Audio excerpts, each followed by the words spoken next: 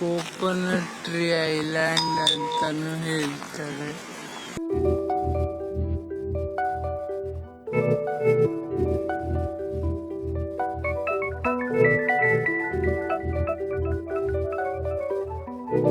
Hi guys, how are you people doing? Welcome back to my channel. ನಾನು ಮಾನಸ. So ಉಡುಪಿನಲ್ಲಿ ಎದ್ವಿ, ಬೆಳಗ್ಗೆ ಎದ್ಬಿಟ್ಟು ready ಆದೆ. ನೋಡ್ಬೋದು ನೀವು ನನ್ನ ಬಟ್ಟೆನ.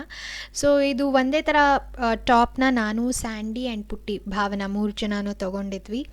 ಚೆನ್ನಾಗಿತ್ತು, ಆಫರಲ್ಲಿ ಸಿಕ್ತು, ಸೊ ತೊಗೊಂಡ್ವಿ. ಮತ್ತು ಅದೇ ಮಿತ್ರ ಸಮಾಜಕ್ಕೆ ಹೋದ್ವಿ. ಅಟ್ಲೀಸ್ಟ್ ತಿಂಡಿ ಚೆನ್ನಾಗಿರತ್ತಾ ಟ್ರೈ ಮಾಡೋಣ ಅಂತ. ಕಾಫಿ ಒಂಚೂರು ಸ್ಟ್ರಾಂಗಾಗಿ ಕೊಡಿ ಅಂತ ಕೇಳಿಬಿಟ್ಟು ತೊಗೊಳ್ಳೋಣ ಅಂತ ಹೋಗಿದ್ವಿ. ನೋಡ್ಬೋದು ಮಸಾಲೆ ದೋಸೆ, ನಾನು ಬನ್ಸ್ ಎಲ್ಲ ತೊಗೊಂಡಿದ್ದೆ. ಬನ್ಸ್ ತುಂಬ ಚೆನ್ನಾಗಿತ್ತು. ಮಸಾಲೆ ದೋಸೆನಲ್ಲಿ ನಮಗೆ ಬೆಂಗಳೂರಲ್ಲಿ ಮಧ್ಯದಲ್ಲಿ ರೆಡ್ ಚಟ್ನಿ ಹಾಕ್ಕೊಡ್ತಾರೆ, ಅದಿರಲಿಲ್ಲ ಇಲ್ಲಿ.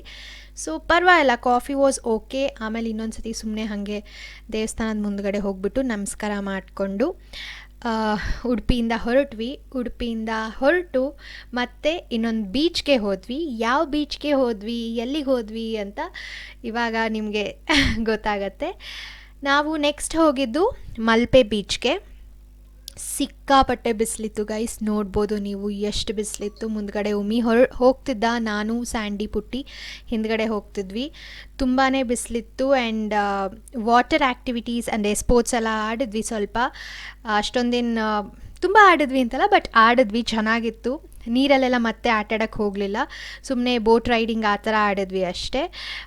ಪುಟ್ಟಿ ಮತ್ತು ಉಮಿ ಮಾತ್ರ ಪ್ಯಾರಾಸೈಲಿಂಗಿಗೆ ಹೋದರು. ನನಗೆ ಹೋಗೋಕ್ಕೆ ಸ್ವಲ್ಪ ಭಯ ಆಯಿತು.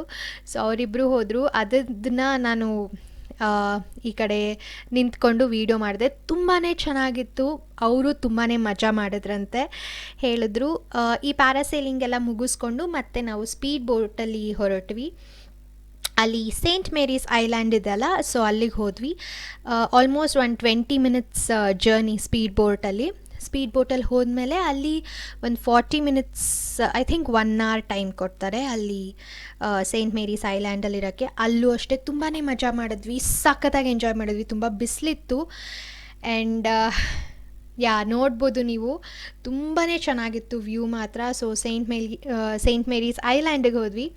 ಐಲ್ಯಾಂಡು ಅಷ್ಟೇ, ಎಂಟ್ರೆನ್ಸ್ ಎಲ್ಲ ತುಂಬಾ ಚೆನ್ನಾಗಿತ್ತು. ನನಗನ್ಸಿದ್ದೇನೆಂದರೆ ಸ್ವಲ್ಪ ಅವರು ಇನ್ನೊಂಚೂರು ಕ್ಲೆನ್ಲಿನೆಸ್ನ ಮೇಂಟೈನ್ ಮಾಡ್ಬೋದಿತ್ತು ಅಂತ ಅನ್ನಿಸ್ತು. ಯಾಕಂದರೆ ಅಲ್ಲಲ್ಲೇ ಪ್ಲಾಸ್ಟಿಕ್ ವಾಟರ್ ಬಾಟಲ್ಸು, ಕಸ ಎಲ್ಲ ತುಂಬಾ ಬಿದ್ದಿತ್ತು. ಇನ್ನೊಂಚೂರು ಕ್ಲೀನ್ ಮಾಡ್ಬೋದಿತ್ತು ಅಂತ ಅನ್ನಿಸ್ತು. ಅಥವಾ ಇನ್ನೊಂದು ಕಡೆ ಏನು ಅನ್ನಿಸ್ತು ಅಂದರೆ, ಮೋಸ್ಟ್ಲಿ ಇವಾಗ ಲಾಕ್ಡೌನ್ ಎಲ್ಲ ಆದಮೇಲೆ ಇವಾಗ ಓಪನ್ ಮಾಡಿಯಾರಲ್ಲ, ಇನ್ನೂ ಟೈಮ್ ಸಿಕ್ಕಿಲ್ವೇನೋ ಅವ್ರಿಗೆ ಕ್ಲೀನ್ ಮಾಡೋಕ್ಕೆ ಅಂತಲೂ ಅನ್ನಿಸ್ತು. ಬಟ್ ಇರೋದ್ರಲ್ಲಿ ತುಂಬಾ ಎಂಜಾಯ್ ಮಾಡಿದ್ವಿ ಗೈಸ್. ನೀರಲ್ಲಿ ಆಟಾಡೋದಿರಲಿ, ಎಲ್ಲ ಕಡೆ ಫೋಟೋಸ್ ತೆಗೆಸ್ಕೊಳ್ಳೋದಿರಲಿ, ತುಂಬಾ ಎಂಜಾಯ್ ಮಾಡಿದ್ವಿ. ಮತ್ತು ಇಲ್ಲಿ ಸೇಂಟ್ ಮೇರೀಸ್ ಐಲ್ಯಾಂಡ್ದು ಹಿಸ್ಟ್ರಿ ಥರ ಇತ್ತು. ಸೊ ಅದ್ರದ್ದು ಒಂದು ವಿಡಿಯೋ ಮಾಡಿದ್ದೀನಿ. ನೀವು ಯಾರು ಬೇಕು ಅಂದರೆ ವಿಡಿಯೋನ ಪಾಸ್ ಮಾಡಿಬಿಟ್ಟು ಅದನ್ನು ಓದ್ಬೋದು. ಸೊ ತುಂಬಾ ಬಿಸಿಲಿತ್ತು. ನನಗೆ ಹಿಂದಿನ ದಿನ ರಾತ್ರಿ AC ರೂಮ್, ಅಲ್ಲಿ ಉಡುಪಿನಲ್ಲಿ ನಾವಿದ್ದಿದ್ದು AC ರೂಮಲ್ಲಿ ಮಲ್ಕೊಂಡು ಇವತ್ತು ಮತ್ತೆ ಬಿಸಿಲಲ್ಲಿ ಹೋಗಿದ್ದು ಎಲ್ಲ ಸ್ವಲ್ಪ ಹಾಕ್ತು ನನಗೆ, ನನ್ನ ಹೆಲ್ತು. ಆ್ಯಂಡ್ ಕಣ್ಣೆಲ್ಲ ಊದ್ಕೊಂಡ್ಬಿಟ್ಟಿತ್ತು AC ರೂಮಲ್ಲಿ ಮಲಗಿದಾಗ. ಇಲ್ಲಿ ನೋಡ್ಬೋದು ಆರ್ಚ್ ಎಷ್ಟು ಚೆನ್ನಾಗಿ ಮಾಡಿದ್ದಾರೆ. ಕೋಕೋನಟ್ ಟ್ರೀ ಇದರಿಂದ ಮಾಡಿರೋದು, ಎಷ್ಟು ಚೆನ್ನಾಗಿ ಮಾಡಿದರು. ಸಿಂಪಲ್ ಆಗಿದ್ರೂ ತುಂಬ ಕ್ಯೂಟಾಗಿತ್ತದು. ಸೊ ಇದು ಹೀಗೆ ಕಾಣುತ್ತೆ Saint Mary's island. If at all ಯಾರು ಹೋಗಿಲ್ಲ ಅಂದರೆ, ಮೋಸ್ಟ್ ಆಫ್ ಯು ಎಲ್ಲರೂ ಹೋಗಿರ್ತೀರ, ಬಟ್ ಇಫ್ ಅಟ್ ಆಲ್ ಯಾರು ಹೋಗಿಲ್ಲ ಅಂದರೆ ನೋಡಿ, ಈ ಥರ ಕಾಣುತ್ತೆ. ನಾನು ಫಸ್ಟ್ ಟೈಮ್ ಹೋಗಿದ್ದು ಸೇಂಟ್ ಮೇರೀಸ್ ಐಲ್ಯಾಂಡ್. ಮೋಸ್ಟ್ಲಿ ನಾನು ತುಂಬ ಚಿಕ್ಕವಳಿದ್ದಾಗ ನಮ್ಮ ಅಪ್ಪ ಅಮ್ಮ ಕರ್ಕೊಂಡು ಹೋಗಿದ್ರು ಅನಿಸುತ್ತೆ, ಬಟ್ ಆವಾಗ ನನಗೆ ನೆನಪೇ ಇಲ್ಲ ಹೋಗಿರೋದು. ಸೊ ಇದು ಸೇಂಟ್ ಮೇರೀಸ್ ಐಲ್ಯಾಂಡ್. ಎಲ್ಲಿ ನೋಡಿದ್ರು ಕೋಕೋನಟ್ ಟ್ರೀಸ್ ಇತ್ತು, ತುಂಬಾ ಚೆನ್ನಾಗಿತ್ತು. ತುಂಬ ಬಿಸಿಲಿತ್ತು. ನನಗೆ ತುಂಬಾ ತಲೆನೋವು ಬಂದಿತ್ತು, ಬಿಕಾಸ್ ACಲಿ ಮಲಗಿದ್ರಿಂದ ತುಂಬ ತಲೆನೋವು ಬಂದಿತ್ತು. ಆ್ಯಂಡ್ ಕಣ್ಣು ಊದ್ಕೊಂಡ್ಬಿಟ್ಟಿತ್ತು. ಈಗ ಎಲ್ಲಿದ್ದೀವಿ? Saint Mary's Island. ಇನ್ನೇನಾದ್ರು ಹೇಳು, ಹೇಗೆ ಬಂದ್ರಿ ಇಲ್ಲಿಗೆ ಬೋಟಲ್ಲಿ ಬಂದ್ವಿ. ತುಂಬ ಚೆನ್ನಾಗಿತ್ತು. ಇಲ್ಲೆಲ್ಲ ಕೋಕೋನಟ್ ಟ್ರೀಸ್ ಇದೆ ಸಿಕ್ಕಾಪಟ್ಟೆ. ಇದಕ್ಕೆ ಕೋಕೋನಟ್ ಟ್ರೀ ಐಲ್ಯಾಂಡ್ ಅಂತಾನು ಹೇಳ್ತಾರೆ. ಕೋಕೋನಟ್ ಟ್ರೀ ಐಲ್ಯಾಂಡ್ ಅಂತಾನು ಹೇಳ್ತಾರೆ. ನೋಡ್ಬೇಕು, ಇನ್ನು ಮುಂದೆ ಹೋಗಲ್ಲೆಲ್ಲ ಫೋಟೋಗ್ರಫಿ ಮಾಡ್ಬೇಕು. ಸೊ ಸೇಂಟ್ ಮೇರೀಸ್ ಐಲ್ಯಾಂಡಲ್ಲೇ ಸ್ವಲ್ಪ ನೀರಲ್ಲಿ ಹಾಗೆ ಕಾಲೆಲ್ಲ ಅಲ್ಲಾಡಿಸ್ಕೊಂಡು ಆಟಾಡಿ ಒಂದಿಷ್ಟು ಫೋಟೋಸ್ ತೆಗೆಸ್ಕೊಂಡು ಆಮೇಲೆ ಸ್ವರಂಗೋಸ್ಕರ ಸ್ಯಾಂಡಿ ಒಂದಿಷ್ಟು ಕಪ್ಪೆ ಚಿಪ್ನೆಲ್ಲ ಹುಡುಕ್ಸಿದ್ರು. ಸೊ ಅದೆಲ್ಲ ಹುಡುಕ್ಕೊಂಡು ಮತ್ತೆ ವಾಪಸ್ ಸ್ಪೀಡ್ ಬೋಟಲ್ಲಿ ಮಲ್ಪೆ ಬೀಚಿಗೆ ಬಂದ್ವಿ. ಸೊ ಇವಾಗ ಮಲ್ಪೆ ಬೀಚಿಂದ ಇನ್ನೊಂದು ಜಾಗಕ್ಕೆ ಹೋಗ್ತಾ ಇದ್ದೀವಿ. ಇವಾಗ ನೋಡ್ಬೋದು ನೀವು ಸ್ವಲ್ಪ ಬಿಸಿಲು ಕಮ್ಮಿ ಆಗಿತ್ತು, ಬಟ್ ನನಗೆ ತುಂಬ ಎ ಸಿನೂ ಆಗಲ್ಲ, ತುಂಬ ಬಿಸಿಲಿದ್ರೂ ಆಗಲ್ಲ. ಸೊ ಹಾಗಾದ್ರಿಂದ ಎರಡೂ ಒಂಥರ ಹಿಂದಿನ ದಿನ ಕಂಪ್ಲೀಟ್ ಎ ಸಿಲಿದ್ದಿದ್ದು, ಮಾರನೇ ದಿನ ಫುಲ್ ಬಿಸಿಲಿಗೆ ಬಂದಿದ್ದು, ನಂಗೆ ತುಂಬ ಅನೀಸಿನೆಸ್ ಫೀಲ್ ಆಗ್ತಿತ್ತು. ಬೆಳಗ್ಗೆ ತಿಂಡಿ ತಿಂದಿದ್ರೂ ಸಹ ನಂಗೆ ಒಂಥರ ಅನೀಸಿನೆಸ್ ಫೀಲ್ ಆಗ್ತಿತ್ತು.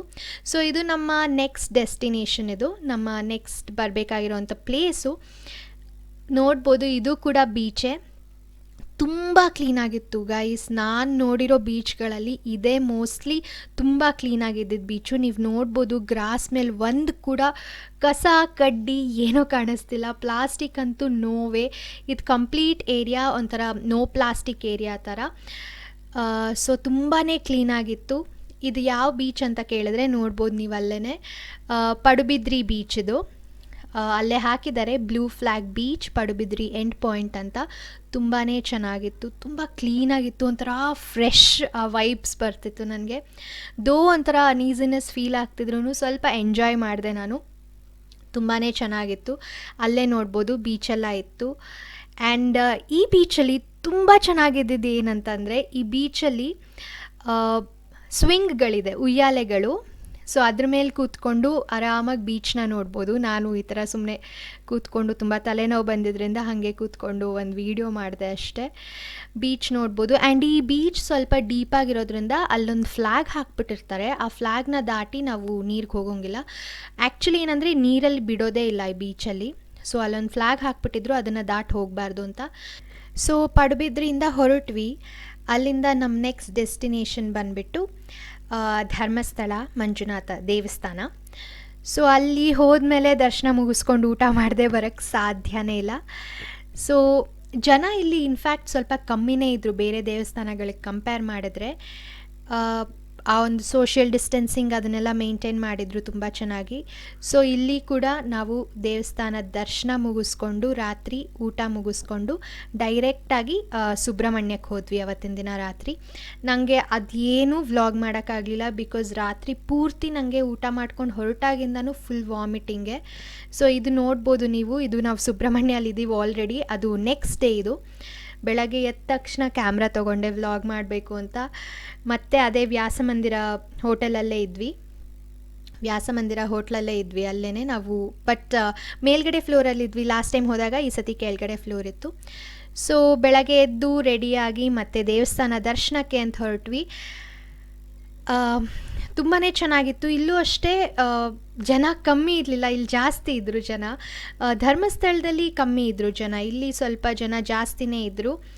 ಆ್ಯಂಡ್ ಥ್ಯಾಂಕ್ ಗಾಡ್ ಎಲ್ಲರೂ ಮಾಸ್ಕ್ ಹಾಕಿದ್ರು. ಸ್ವಲ್ಪ ಜನ ನೋಡಿ ಈ ಥರ ಓಡಾಡ್ತಿದ್ರು ಅಷ್ಟೇ, ಬಟ್ ಮೇಜರ್ ಎಷ್ಟೊಂದು ಜನ ಮಾಸ್ಕ್ ಹಾಕಿದ್ರು ಅಲ್ಲಿ. ಆ್ಯಂಡ್ ಕ್ಲೆನ್ಲಿನೆಸ್ ತುಂಬ ಚೆನ್ನಾಗಿ ಮೇಂಟೈನ್ ಮಾಡಿದರು.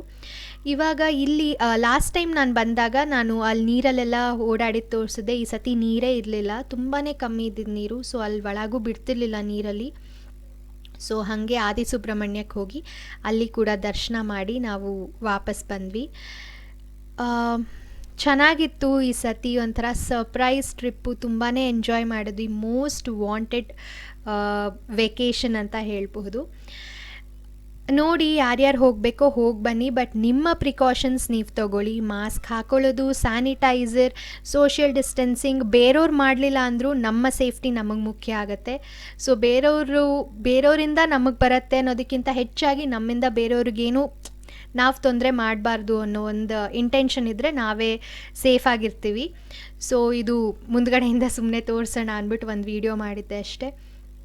ಸೊ ಇಲ್ಲಿ ನಾವು ಕುಕ್ಕೆ ಸುಬ್ರಹ್ಮಣ್ಯ ದೇವಸ್ಥಾನ ಎಲ್ಲ ದರ್ಶನ ಮುಗಿಸ್ಕೊಂಡು ಬೆಂಗಳೂರಿಗೆ ಹೊರಡ್ಬೇಕಾದ್ರೆ ಅಲ್ಲೇ ಒಂದು ಹೊಸದಾಗಿ ಹೋಟೆಲ್ ಓಪನ್ ಆಗಿತ್ತು, ನಿಯೋ ಮೈಸೂರು ಕೆಫೆ ಅಂತ.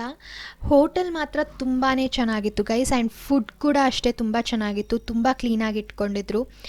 ಆ್ಯಂಡ್ ತೋರಿಸ್ತೀನಿ ನೆಕ್ಸ್ಟ್ ನಾವೇನು ತಿಂದ್ವಿ ಅಂತ. ಬೆಂಗಳೂರಲ್ಲಿ ನಾವು ಹೆಂಗೆ ಕೇಳ್ತೀವೋ ಹಾಗೆ ಇಲ್ಲಿ ಕೇಳಿದ್ವಿ.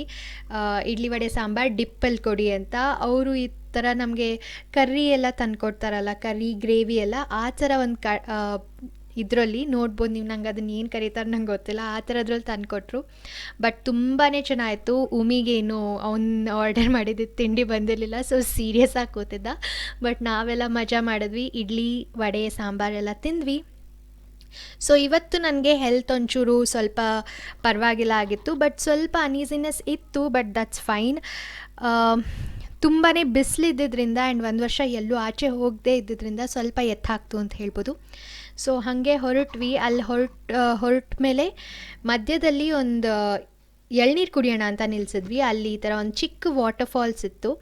ನಿಮಗೆಲ್ಲರಿಗೂ ತೋರಿಸೋಣ ಅಂದ್ಬಿಟ್ಟು ಒಂದು ಪುಟಾಣಿ ವೀಡಿಯೋ ಮಾಡಿದೆ. ಅಲ್ಲೇ ಪಕ್ಕದಲ್ಲೆಲ್ಲ ಆ ಥರ ಅಂಗಡಿಗಳಿತ್ತು, ಎಳ್ನೀರು ಅಂಗಡಿ.